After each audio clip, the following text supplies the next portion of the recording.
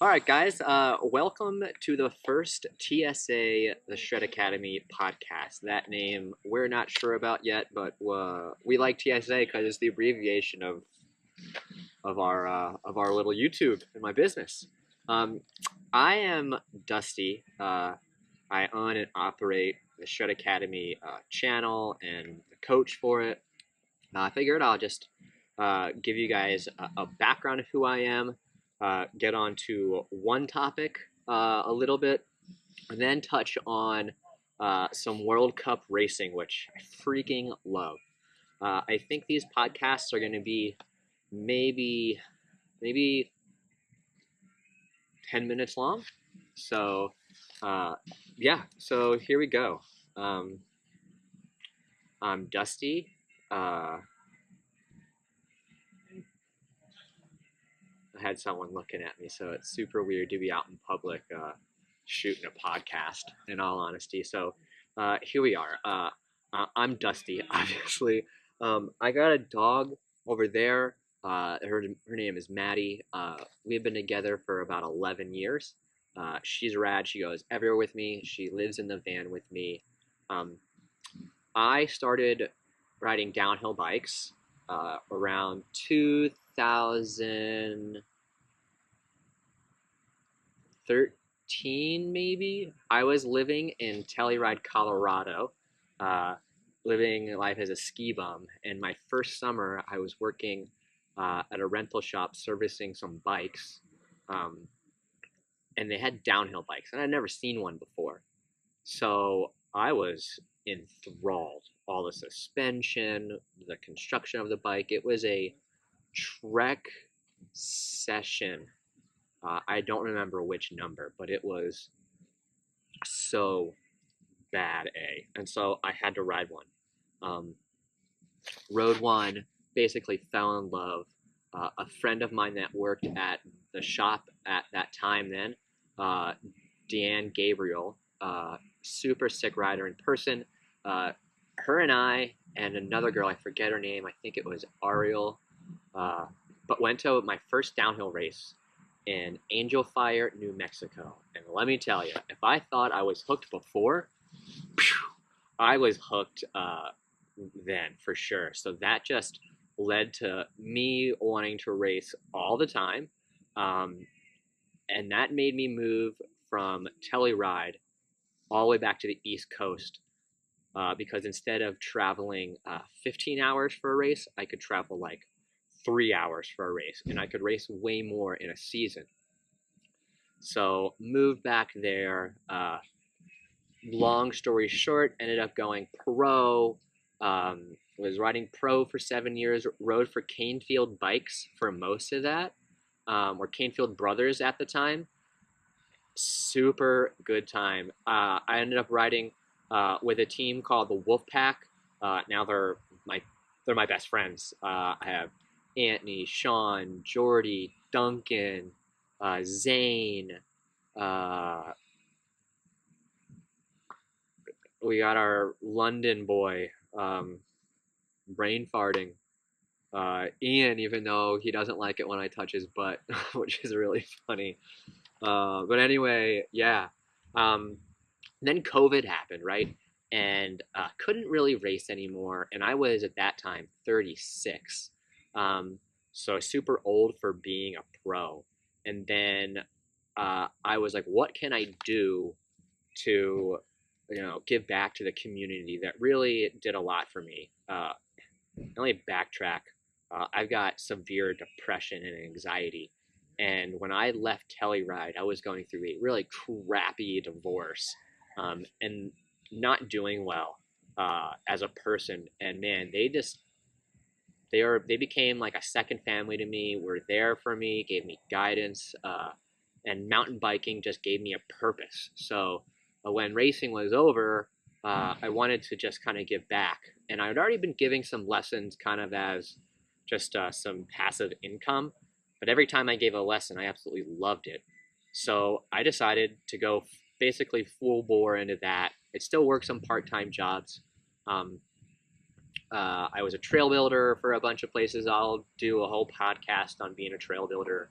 Um, And then just basically recently, we were let go from working at a shop in Miami while we were building a business. Didn't even have a YouTube channel yet, or really had one but didn't post on it. We were more concerned with Instagram.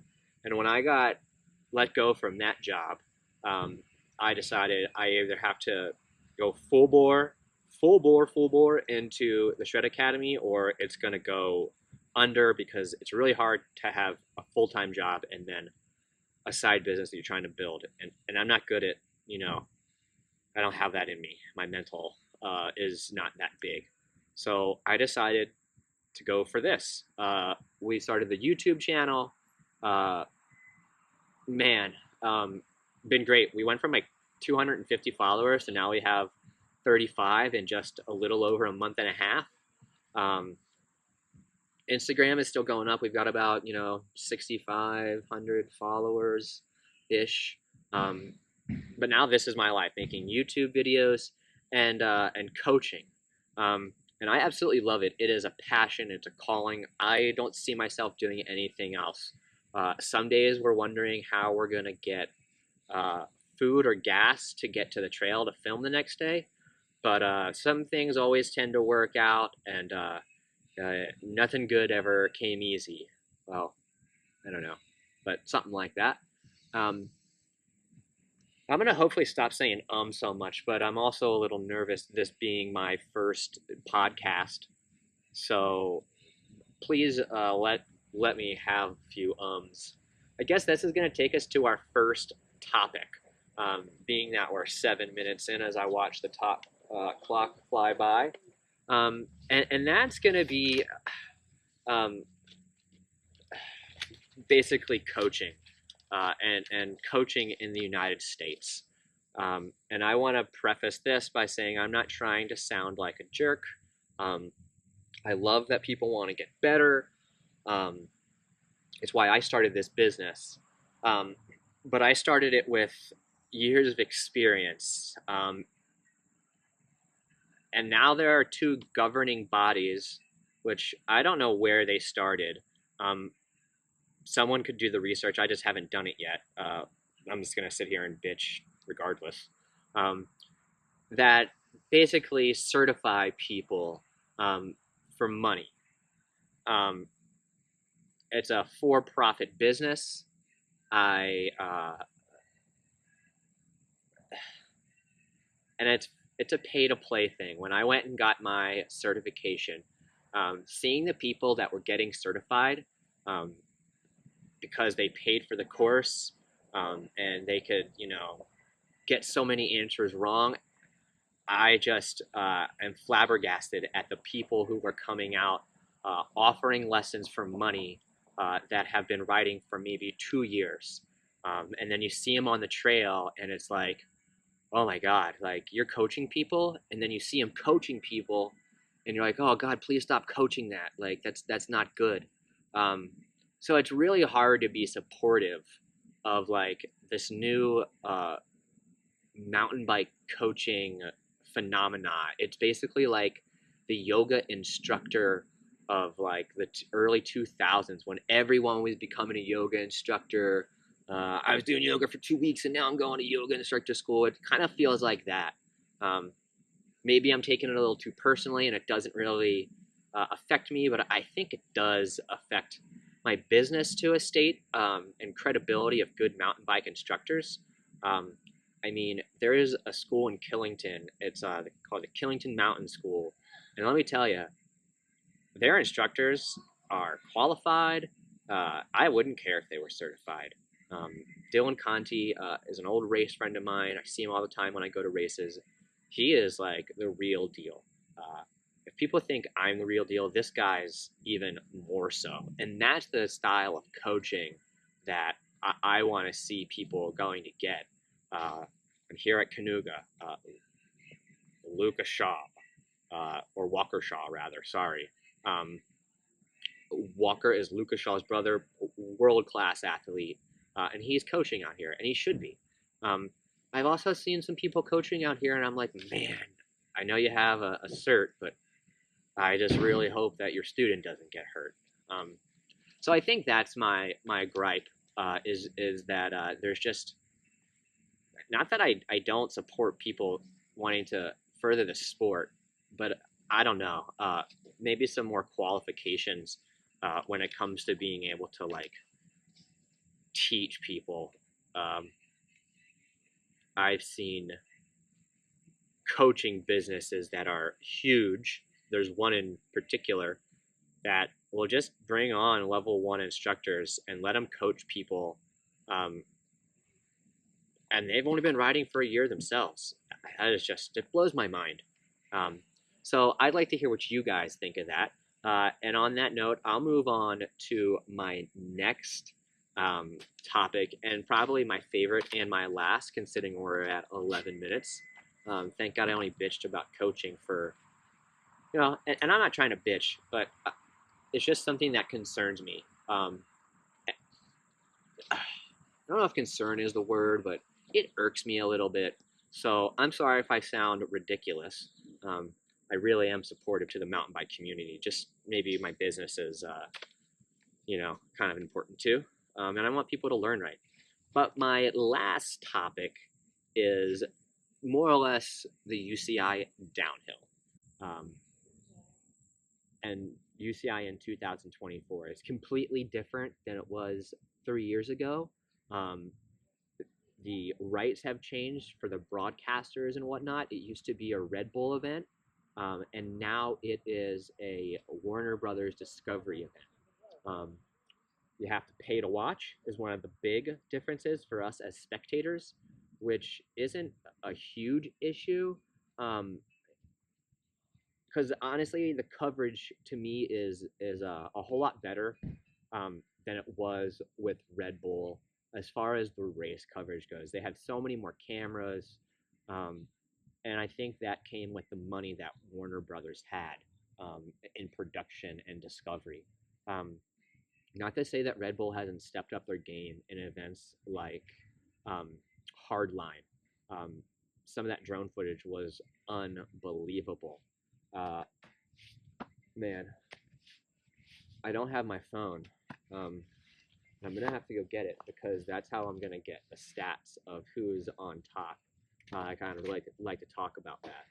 So I may hit pause here and run and grab that.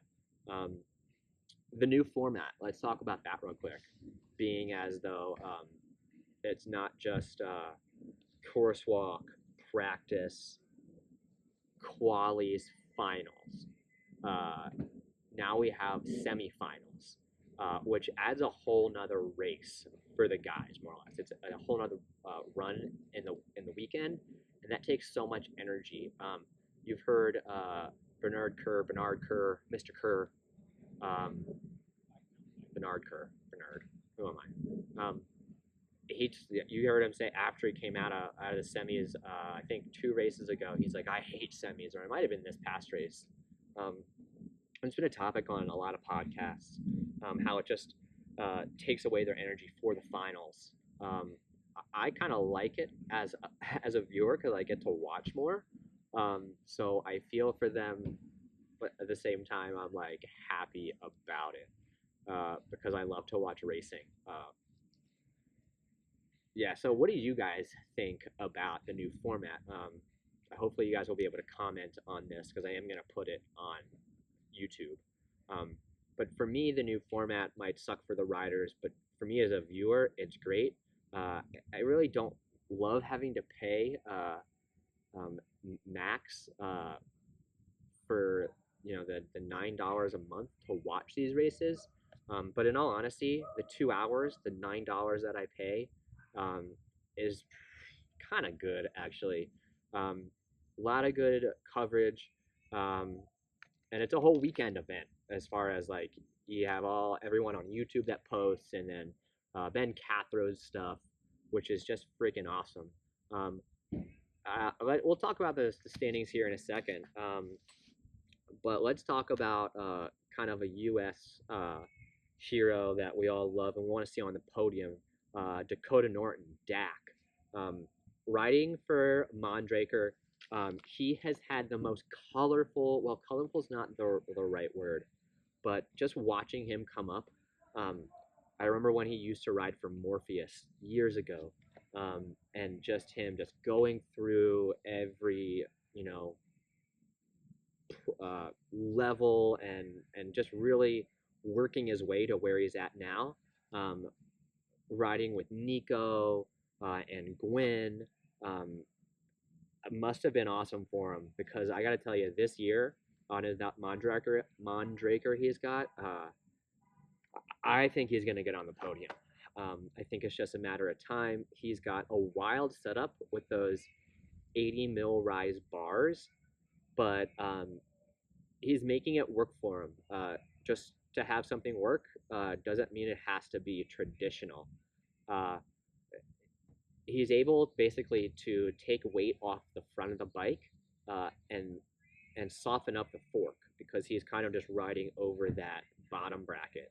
Um, so he's only not been on the podium a few times, and I think, man, he didn't go all that well at U.S. Nationals. I was at Nationals, and I don't know. I expected a little more out of him, but who knows? It was an eventful weekend. Unfortunately, we lost a friend that weekend to racing, but he was doing what he loved when God decided to take him. So prayers go out to Scott Huntley's family as well. What a phenomenal human! Just super nice to be around. But going on, I'm gonna go grab my phone because I want to see who is the leader, and we'll talk about the points, and then we'll finish up and we'll talk about ASA and frameworks real quick. Here we go, UCI overall standings. Wow. All right. First place, Blake Bruni. I'm not good with names. Sorry, everybody.